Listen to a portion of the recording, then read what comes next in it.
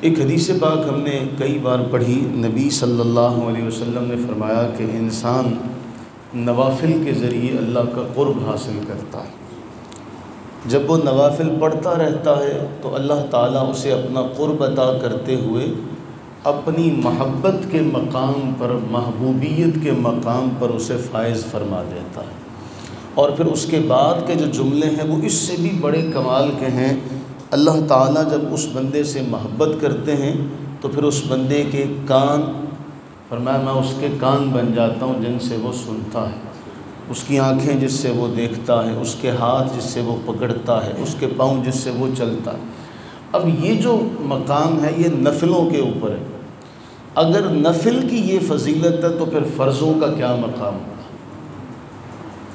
پھر فرضوں کا کیا مقام ہوگا؟ اب شیطان کے بارے قرآن کریم نے ایک بار نہیں متعدد مقام پر یہ فرمایا کہ یہ تمہارا کھلا دشمن ہے، یہ تمہارا کھلا دشمن ہے، اور فرمایا وہ اور اس کا سارا قبیلہ تمہیں دیکھتے ہیں، تم نہیں دیکھ سکتے۔ پھر قرآن کریم میں یہ بھی بیان کیا کہ اس نے یہ کہا تھا کہ میں ان کے دائیں سے آؤں گا، ان کے بائیں سے آؤں گا، ان کے آگے سے آؤں گا، ان کے پیچھے سے آؤں گا۔ اب ساری کی ساری اس بات کا مقصد یہ ہے کہ شیطان یہ چاہتا ہے کہ ہماری عبادات میں خلل ڈالے۔ اب نماز کے اندر کیا ہوتا ہے؟ ہم نے حدیث پاک صحیح مسلم کے حوالے سے پڑھی، نبی صلی اللہ علیہ وسلم نے فرمایا جب اذان ہوتی ہے تو شیطان بڑی بری طرح سے بھاگتا ہے۔ اس کے بھاگنے کی کیفیت کو بھی ذکر کیا گیا کہ اس انداز سے وہ بھاگتا ہے، اور جیسے ہی اذان ختم ہوتی ہے وہ پھر آ جاتا ہے، جب اقامت کہی جاتی ہے وہ پھر بھاگتا ہے، جب نماز کھڑی ہو جاتی ہے تو نبی صلی اللہ علیہ وسلم نے فرمایا پھر وہ نمازی کے دل میں آ کے وسوسے ڈالتا ہے، اتنی پڑھی تھی، اتنی پڑھی تھی، فلاں یاد کرو، فلاں بات یاد کرو، جو نئی بھی یاد ہوتی وہ بھی نماز میں اسے یاد آ جاتی ہیں۔ تو اللہ کے نبی علیہ الصلوۃ والتسلیم نے فرمایا اس بنا پہ کیا ہے، اللہ تعالیٰ نے ابن آدم پہ، میرے امتی پر کرم کیا، اسے سجدہ سہو کی دولت دے دی، کہ وہ تو کم کرنا چاہتا تھا، اللہ نے مزید اس پہ اضافہ کر دیا کہ 2 اسے اور دے دی۔ اسی طرح جب باجماعت نماز کا تذکرہ ہے کہ باجماعت نماز کے اندر کوئی بھول جاتا ہے تو اس میں بھی یہ معاملہ ہے، اس میں بھی احادیث طیبہ ہم پڑھ چکے ہیں کہ نبی صلی اللہ علیہ وآلہ وبارک وسلم نے ارشاد فرمایا کہ تم نے ایسے کیوں نہیں کیا۔ تو اس حوالے سے یہ بڑا بنیادی مسئلہ ہے کہ باجماعت نماز کے اندر اگر غلطی ہو جائے، سہو ہو جائے، اس میں سب سے پہلی بات تو یہ ہے کہ نبی صلی اللہ علیہ وآلہ وبارک وسلم نے ارشاد فرمایا کہ میں، اور بڑا اہم جملہ ہے، موطا امام مالک کی حدیث ہے، فرمایا کہ میں بھولتا ہوں یا بھلا دیا جاتا ہوں تاکہ سنت قائم ہو سکے۔ یہ معمولی سا جملہ نہیں ہے، یہ بہت بڑا جملہ ہے، اس لیے تاکہ سنت قائم ہو سکے۔ اب اس میں یہ ہے کہ جب نمازی امام کے پیچھے ہوگا تو لقمہ دینے کے بھی بعض مسائل ہیں۔ مثال کے طور پہ کس جگہ پر لقمہ دیا جائے گا اور کس جگہ پر لقمہ نہیں دیا جائے گا۔ اب دیکھیں، اگر یہی پتہ نہ ہو کہ جو پہلا قاعدہ ہے اس پہلے قاعدے کو اس کی حیثیت ہے وجوب کی، وہ واجب ہے، لیکن تیسری رکعت کا قیام فرض ہے۔ اب اگر امام سے سہو ہوا، غلطی ہوئی اور وہ پہلا قاعدہ چھوڑ کر قیام کی طرف چلا گیا، اب ایسے موقع پر یہ غلطی تو ہے، یہ سہو تو ہے، لیکن یہاں امام کو لقمہ نہیں دیا جائے گا۔ اسی طرح واجب قرات جب وہ مکمل کر چکا ہے تو چونکہ جتنی قرات کرنا واجب ہے نماز کی رکعات کے لیے، قرات کی مقدار وہ پوری کر چکا ہے، اس کے بعد اگر وہ غلطی کرتا تو پھر اسے لقمہ نہیں دیا جائے گا۔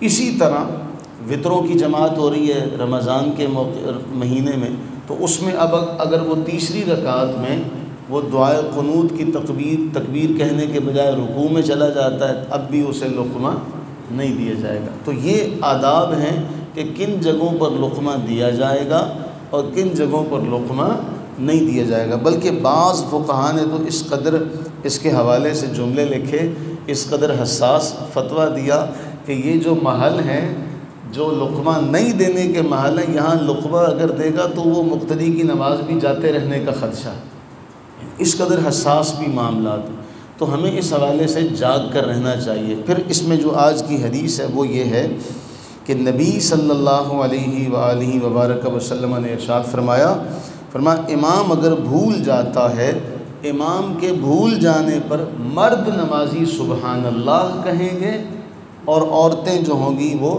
تصفیق، یہ تالی بجانا جسے ہم کہتے ہیں نا یاد دہانی کے لیے، وہ تصفیق کریں گے۔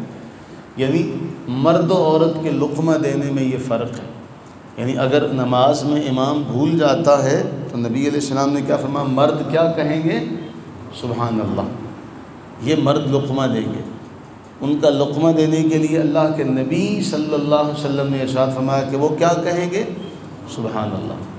اور عورتیں جو لقمہ دیں گی اب وہ کیا کریں گی، نماز میں تصفیق کریں گی، اس طرح سے ہاتھ پہ ہاتھ ماریں گی، اسے ہم تالی بجانا کہہ سکتے ہیں۔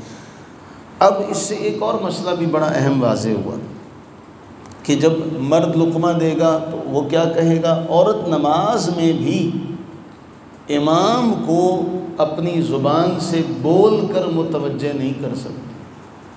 اسلام نے عورت کی آواز کے حوالے سے بھی، عورت کی ذات کے حوالے سے بھی جو مقام و مرتبہ دیا، اس کو شاید ہم دنیا کے سامنے پیش نہیں کر سکے، اپنا مقدمہ بیان نہیں کر سکے کہ عورت کو تو اللہ نے یہ شان عطا فرمائی تھی۔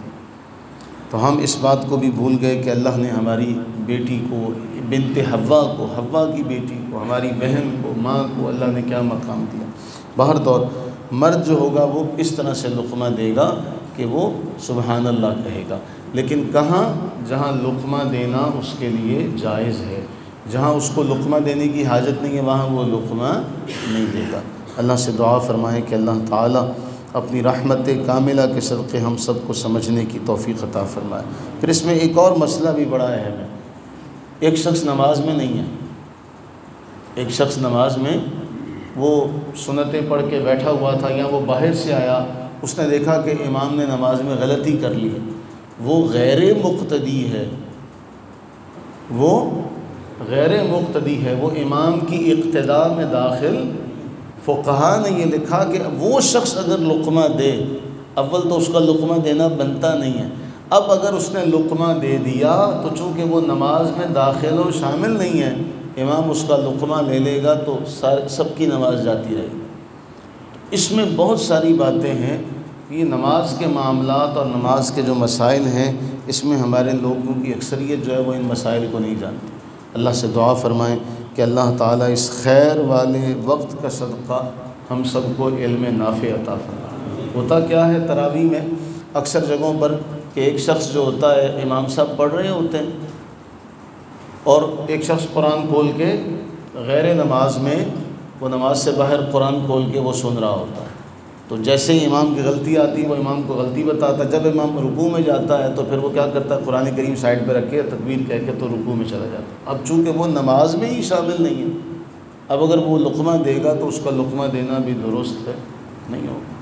اللہ تعالی ہمیں ایسی تمام غلطیوں سے محفوظ و معمول فرمائے، آمین ثم آمین۔